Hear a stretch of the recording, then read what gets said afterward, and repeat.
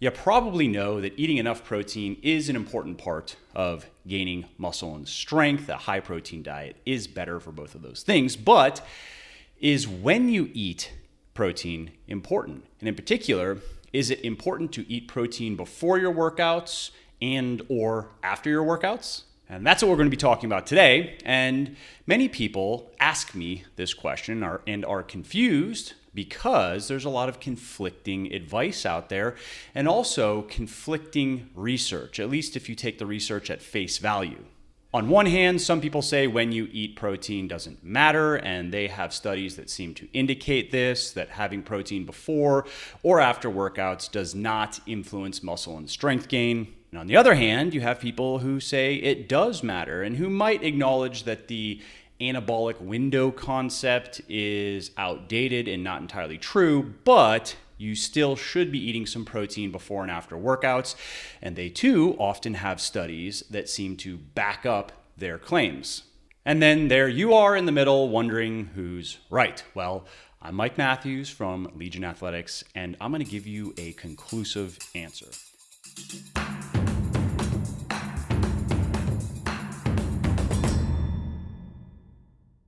So let's just start with the long story short.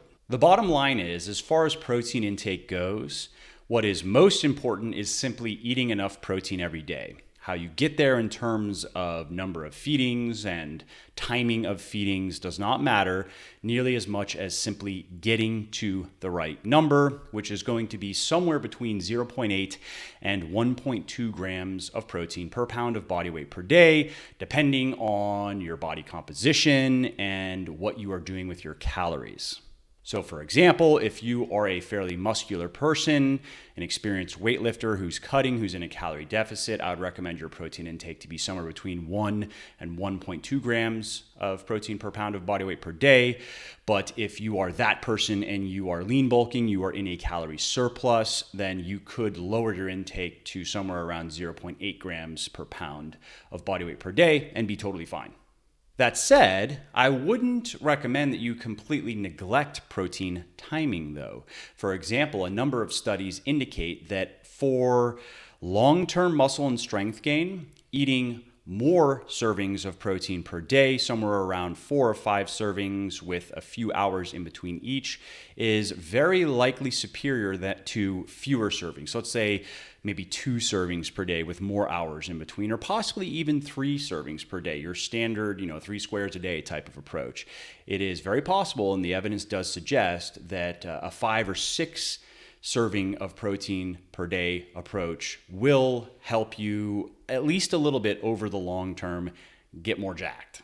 Now, some people say, yeah, who cares though? The effect is minimal. What does it really matter? And I understand that, but you have to remember that as a natural weightlifter, we can get our fundamentals right, and that's going to be 80% of our progress, and our results are just going to be applying the fundamentals consistently.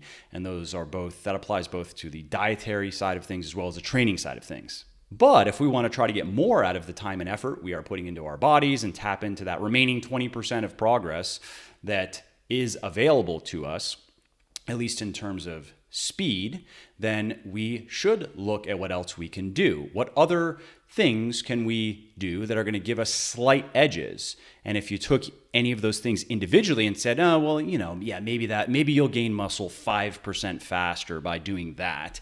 That's not very exciting. And yes, that's true, but what if you could do 3 or 4 things that add 5%? Oh, now it's 15 or 20% faster. And again, if you play that out over time, it takes most people, men and women, well, I'd say it takes most men probably 3 to 5 years. When you start from scratch, you're just a normal dude. It takes 3 to 5 years to get the type of body that most guys want. And for women, 2 years or so, maybe 2 or 3 years. And so when you look at it over a longer time period, if you can get to your end goal 20% faster, that actually could be a pretty significant difference in terms of total time. And so that's why I talk about things like protein timing or supplementation, right? So as far as muscle building goes, is creatine going to be a game changer for you? No. But if you're like most people, you will respond well to it and you will gain muscle and strength a bit faster. And if you play that out over the course of years, you might end up with your ideal physique 3 to 6 months sooner because you were taking creatine. Is that worth the relatively cheap cost and no cost in terms of side effects or health? I think so. And so that, I think, is the lens through which you should view something like the topic at hand. Should you eat protein before or after your workouts? This is one of those slight improvements you can make that is not nearly as important as many people would have you think, but is worth optimizing because it's easy and it can make a slight difference in your results over time. All right, so let's start with pre-workout protein. Now, I had mentioned earlier that some studies indicate that having some protein before your workout is going to help you build more muscle as a result of that workout, whereas other studies indicate that there are no such effects and it doesn't matter.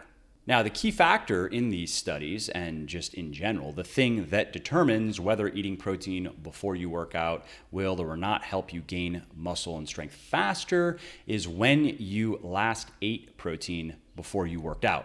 You see, if you had, let's say, a scoop of whey protein, maybe 20, 25 grams of protein, and that's it, it's going to take your body around 2 hours, give or take a little bit of time, to fully process that food, to digest it, absorb it, and it's done.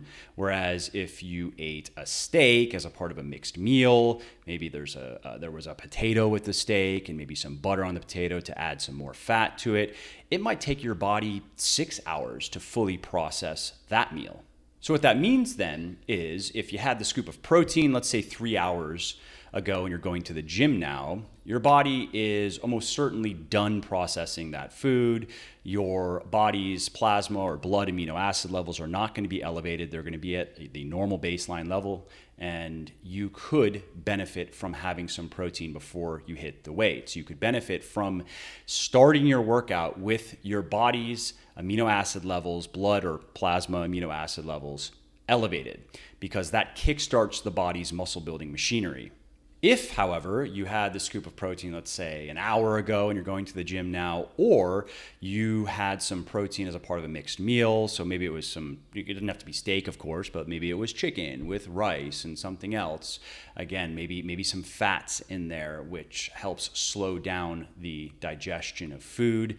And if that's the case, then you probably won't benefit from having some protein before you go to the gym, because your body's plasma or blood amino acid levels will still be elevated from the previous meal, whether it was just the scoop of protein an hour ago or the mixed meal a couple hours ago. So a good simple rule of thumb here is if you train first thing in the morning, like me, or if it's been several hours since you last had a smaller meal that contained protein, have about 20 grams of protein before you work out, and chances are that is going to give you a slight boost that, if sustained over a long enough period of time, can add up to something at least slightly significant. Okay, so what about post-workout protein? Well, this one is simpler because the weight of the evidence is clearer here, and the consensus among most of the respected professionals in the evidence-based fitness space is that yes, you should eat some protein after you work out. Now, it's not hugely important, of course, but a number of studies do show that having some protein after your workouts can help you gain muscle faster over time. And this makes sense because we know that one, after training our muscles, they are more responsive to the muscle building stimulus provided by protein. And two, we know that muscle protein breakdown rates really start to ramp up after training, and that having some protein negates this. So the rule of thumb here is have 20 to 40 grams of protein within an hour or so of finishing your workout. Now, as far as types of protein go, what's best for pre and post-workout nutrition, anything will work. So if you have one specific preference that's not whey protein, for example, that's totally fine. However, whey is particularly suited to pre and post-workout nutrition because it is rapidly digested and absorbed, and it's very abundant in the amino acid leucine, which is the primary driver of muscle protein synthesis as far as the amino acids that protein contains goes. Leucine is the one that really kickstarts your body's muscle building machinery, so to speak. And those two things, the rapid digestion and absorption and the abundance of leucine, are why you see in research that whey causes a very sharp increase in muscle protein synthesis rates.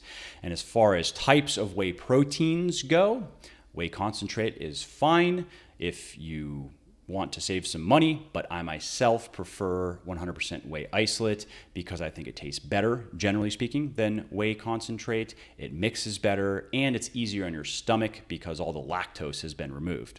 And that's why I sell a 100% whey isolate product called Whey Plus that you can check out over at legionathletics.com/whey, Legion, athletics.com/whey if you want to learn about it.